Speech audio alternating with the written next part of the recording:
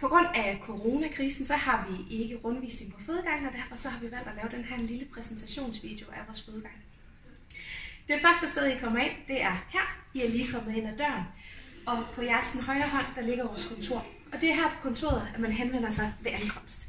Hvis der ikke sidder personale på kontoret, så er man velkommen til lige at åbne døren og trykke på den lille knap her. Så vil vi vide, at der står nogen her, og vi vil komme så hurtigt som muligt. Når vi har taget imod jer, så kan det være, at I vil blive bedt om at tage plads i vores venteværelse, som der ligger herinde på stue 1.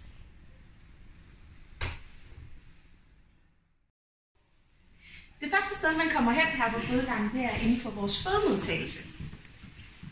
Inde på fødemodtagelsen, der vil vi lave de første undersøgelser. Det vil sige, at vi vil mærke uden på maven, som I er vant til fra jeres egen jordmor. Og vi vil også begynde at lytte hjertelyd. Hjertelyd kan man lytte på 2 måder. Enten med en maskine over længere tid, eller også som vi lytte med en Doptone, som I kender fra jeres jordmorkonsultation. Herinde vil vi også måle blodtryk, eventuelt lave en urinprøve og tage en temperatur, og så vil jordmoren finde ud af, hvad der skal ske. Kommer I til fødsel, så vil jordmoren lave en vaginal eksploration herinde og finde ud af, skal I ind på en fødestue, eller skal vi have lagt en plan for det videre forløb?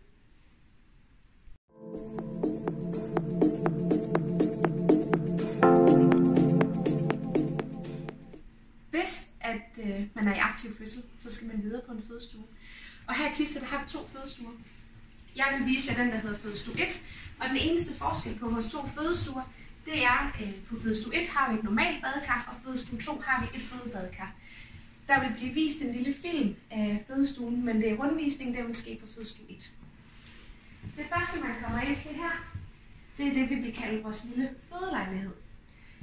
Det vil sige, når I kommer ind, er der på jeres højre hånd fødestue. Kom med indenfor. Det er herinde, hvor selve fødslen foregår. Vi har fødeleje, vi har et undersøgelsesbord til baby, og der er en computer, og så er der det normale badekar. Det vil være sådan, at jordmoren tit sidder over ved computeren, men man er altid meget velkommen til at stille spørgsmål og snakke til hende, hvis man har behov for det. Hvis vi går videre ud herfra, så har vi det, vi kalder vores hvilestue. Hvilestuen har vi lavet sådan, at den har en dobbeltseng, hvor der er plads til både mor og far. Vi har 2 lænestole, hvor man kan sidde og slappe af. Og så har vi over i hjørnet en kaffemaskine og en CD-afspiller, som man er meget velkommen til at bruge. Hvilestuen vil man som regel bruge som noget af det første, man kommer ind, hvis man har brug for at ligge og slappe af, inden fødslen går rigtigt i gang. Og vi vil også bruge den til efterfødslen, hvor mor, far og barn har mulighed for at ligge uforstyrret herinde. På vores fødestuer har vi også selvfølgelig eget toilet og bad,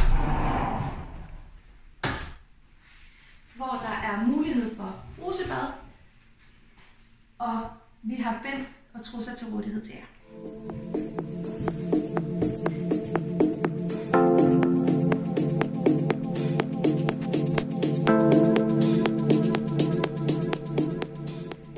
Hvis man skal indlægges efter fødslen, så foregår det på vores barselsgang, og det er lige på den anden side der. Vi har lidt forskellige barselsstuer. Nogle af vores stuer er med hospitalsenge, hvor mor og far får en seng hver, og andre af vores stuer, det er familiestuer, er med dobbeltsenge. Og den stue, jeg vil vise jer, det er med en dobbeltseng.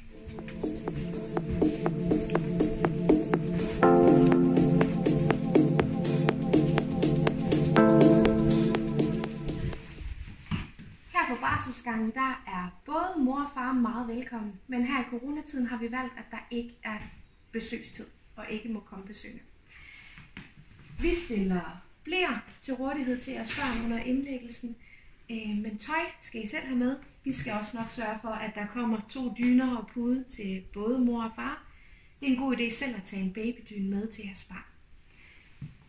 Toilet, det deler man med sin stue ved siden af. Og det ligger lige her ved siden af stuen.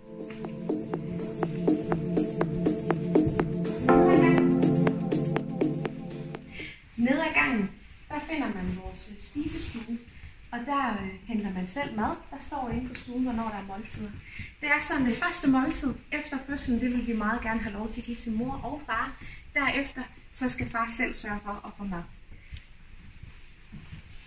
Inde i vores frokoststue, der er der også et køleskab, hvor man kan hente kolde drikke, og der er en vandautomat, så man kan få koldt vand. Ved siden af vores spisestue har vi vores ammestue, og der har man velkommen til at sætte sig ind, enten som mor og amme, eller hvis man er far og tager barnet lidt med ud fra stuen, for mor hun kan få lov at sove. Nede for enden af vores gang, nede ved siden af vores glasdør, der har vi et køleskab. Og det kan man som far bruge, hvis man tager ned og handler noget mad, så det kan holde sig på kø. Det var vores barselsgang og vores fødegang. Vi glæder os rigtig meget til at se jer og håber, at I kommer til at nyde jeres ophold herinde med os.